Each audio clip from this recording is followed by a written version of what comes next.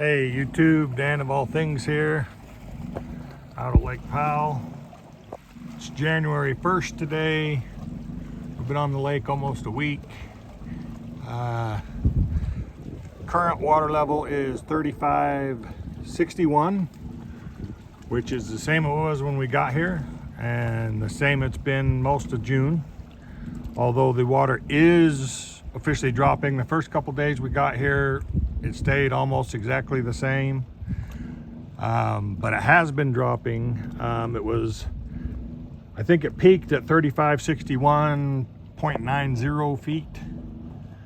When we came in, it had come down a couple inches. It was about 3561.80. Now, the last official measurement as of yesterday was 3561.30, which I'm not sure, but I think it's probably pretty close to 3561 now. We've had to back off the beach twice on this particular beach that we're on since we've been here. Had to do the wiggle her butt, to get her off the sand a little bit, just because where we were beached. So definitely starting to decline on the water level. So remember to loosen your ropes and back off the beach every couple of days. We're in this cove straight across from, right in between the two buoy fields. You can see one boat just on the end of the buoy field, Bullfrog buoy field over there. Halls buoy field just around that bend. We're right in between the two in this little cove. That's your Stanton Creek Beach over there. And barely see the Stanton Creek little canyon entrance past that houseboat on the other side from here. I've never camped in this little cove before. We've driven past it a few times. We've come in and swam in here. The cove, let me back up the camera. The cove is quite a bit bigger around this bend. We're just in the first little section. I've checked it out for camping before and didn't think there was any decent spots, but at this particular water level, there actually is. There's this spot we're in. There's another spot right around the corner where we had some neighbors. They've left, unless somebody else came in that I didn't see. There was a third boat up around towards the end of the cove, and there was another spot that was open that we were considering on the far side of the cove. So at least 4 good spots over here in this cove, I think, at current water levels for beaching, maybe more. And there's actually, while I'm looking at it right now, there could be a possible spot right there if you had another houseboat. Have to go over and check out those rocks. I've got some criteria when I'm picking out my spots. At the back of the boat, I like to have at least 10 plus feet of water. Just because we got the water slide we want to be able to use. We like to swim. This little section of our railing is removable and we can jump and dive off the back of the houseboat. So I like to make sure we have deep water on the back so we can do that. I like a little room on the sides because I like to pull up and I like to just dock next to the houseboat. Just more convenient for me. I don't really like having to walk around on the beach and get mud in my boat boarding.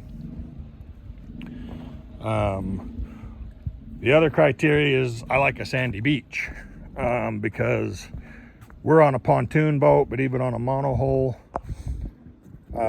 you don't want to be coming up on the rocks and beaching. Like even over here, it's a lot more rocky. If you're bouncing up and down, you might be bouncing on some of these rocks or bouncing off the beach on these rocks. That spot right over there is a possibility. I didn't really look real close. We just came straight in. But over here, we've actually got pretty nice sandy beach area, and it's a nice slope going up of a lot of sand, not a lot of big rocks out here in the middle. Nice area here, all sand, gentle slope coming in. We did have some rocks over here, which we're actually really close to right now, because as I wiggled her off the beach this morning, we ended up a couple of feet to the left of where we were. I had come in a little bit closer hugging this beach up because of those rocks, but there's plenty of room. Got this rock sticking out, and there's a larger rock underneath it, but then it drops off pretty slick. There's just little rocks here, but then again it drops off really fast. So it was clear sailing for our pontoons coming in here. And you can come in on this nice sandy beach where you can bring it in nice and gentle and just get those pontoons into the sand just to beach her and steady her up a little bit, but not worry about bouncing off rocks or getting stuck on a rock.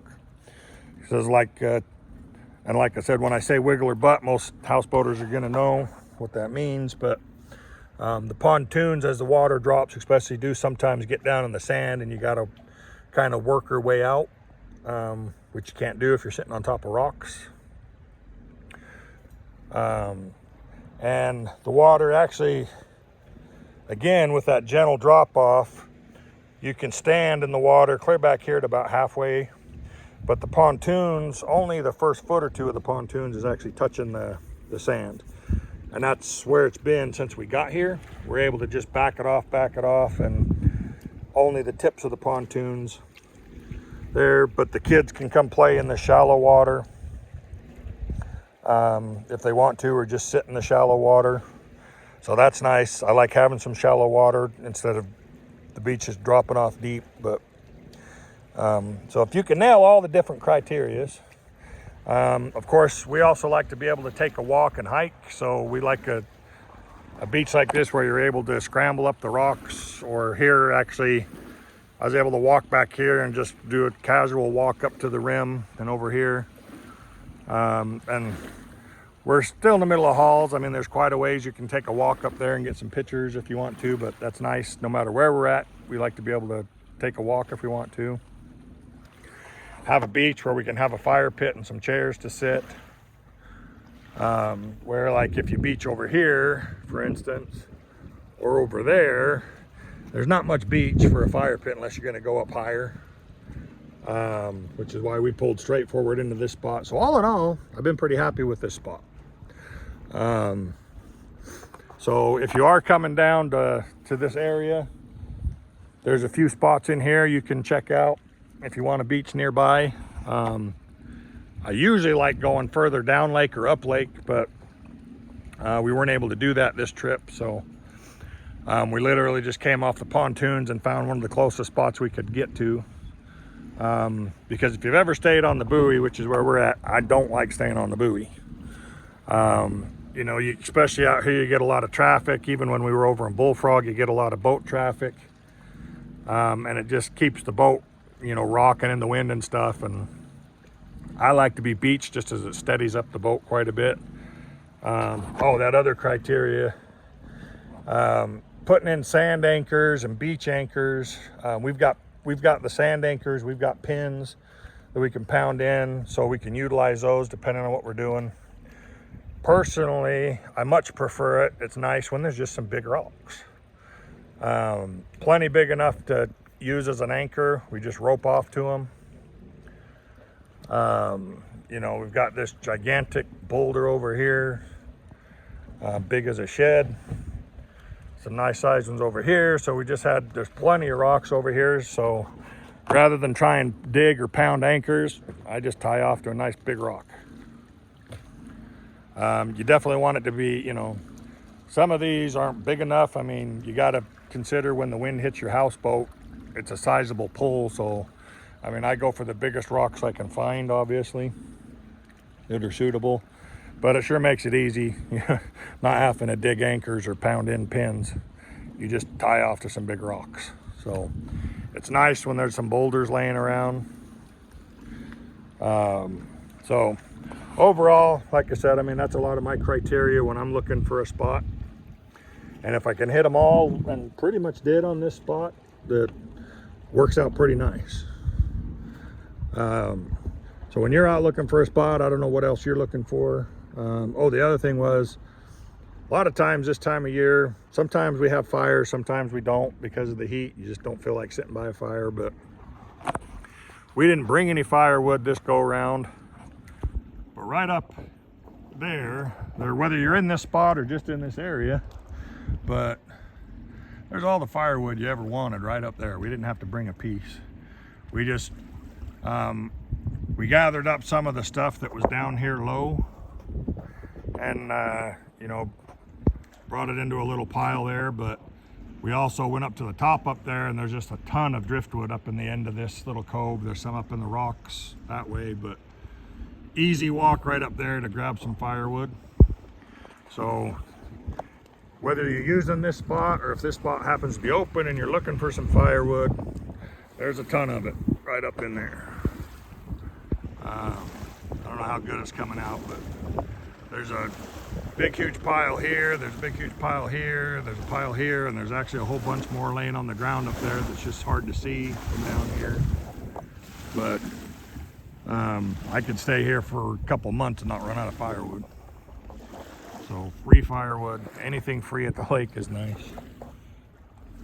Oh, the other thing about this spot is nice is obviously we've got these two big ridges on either side of us that protect us really well from any heavy winds, which we haven't had while we've been here. The worst wind we had was last night, you know, maybe 13 to 15 knots, not terrible. We brought our projector, that's our movie screen hanging there. We put it out and we'd watched a couple movies. I was gonna watch one last night, but the wind wasn't cooperating. But mostly these areas help protect us from the wind coming through and really hitting on us. So being in this cove straight across over here, we haven't had any major winds. If there has been any, we've missed them. But we were still getting a nice breeze down through here. There's a nice breeze, you know, you can kind of see that moving there. There's still a nice breeze coming through here. There's been a nice little breeze still coming through, and we're trying to sleep, which is nice. But the other nice thing, which maybe I'll have to get a shot downstairs of the freezer, but with where we're positioned, we've got our freezer on the starboard side of the front deck. So as the sun comes up in the morning over this ridge, it barely even hits the freezer at all. Right now, the freezer's in total shade down there just due to where we're, you know, the sun's pretty much straight above us. And then I bring these, I don't bring them, they're on the houseboat, but we've got these shade drops here. So actually you can see the freezer down there, totally in the shade right now. So come roughly 5 o'clock, the sun gets over on this side and would be on the freezer, which is why I've got this shade drop down here just to try and help block it. But by 6:30, that sun comes over this ridge and we've got the houseboat's in complete shade after 6:30. That's nice again, you know, with this boat, there is no built-in AC at all. I bring a portable swamp cooler that we run, which is nice, but it can struggle in the high heat. So when we can get shade for the freezer or for the houseboat, it's nice to have. So yeah, it makes it a little bit nicer. After 6:30, this whole little cove, this little area that we're in is complete shade till sundown. So makes it actually even nicer. A little less stress on the freezer and stuff with the shade things. Obviously, we've got some of those shade things that go on the top here. We'll sometimes put them around the sides. I'll often drop them down. I've got one over there to shade the rear deck in the afternoon. This one to shade the front deck in the afternoon. They're super nice. If you've got them, if you don't have them, I'd get some on your boat. I love them. Anyway, this has turned into a really long video. If you made it to this far, great, because you listened to me ramble on. But just trying to get some good information out there. Oh, we did see right here, I'll make a short of this video, but you can see the water line down there. That's pretty much where it had been most of June, which is where it kind of dug in. And that's actually pretty much where it was when we got here. Now we're a good 5-6 feet back on the shore. Those are our sticks we poke in the ground after the water starts to drop and we pull back off the beach. We'll usually put a stick down just to mark where the shore is. So it's easy to tell, because obviously now that it's dropping, it's not digging into the shore as much and making a real defined line. But we've got 3 sticks there, one this morning, which is where we backed off, you know, for the last time, because we'll be leaving tomorrow. But I like to put those sticks in just as a marker to help me remember where the water line was and where it is, and that we possibly need to back off. These trees right here were pretty much, you know, nestling up against our front deck when we pulled up. And our ramp was past that first rock. We threw down a couple rocks as the mud came down to help us get back to the ramp. So I believe on the water data, it's dropped about, maybe set of maybe 9 inches or something. I don't have a level, or I'd pull a string and really measure that to see how that pairs up to what I'm seeing on the beach here. But the slope of this beach, that translates to, you know, that 5 or 6 feet of beach coming backwards for that 9 inches vertical. And that's plenty enough to get your pontoons or your monohull stuck on the beach if you don't back it up. So even though the water level just started dropping, like I said, in the days we've been here, we had to back off the beach 3 times total. So, Dan of all things, like and subscribe. Have a good, beautiful day on the lake.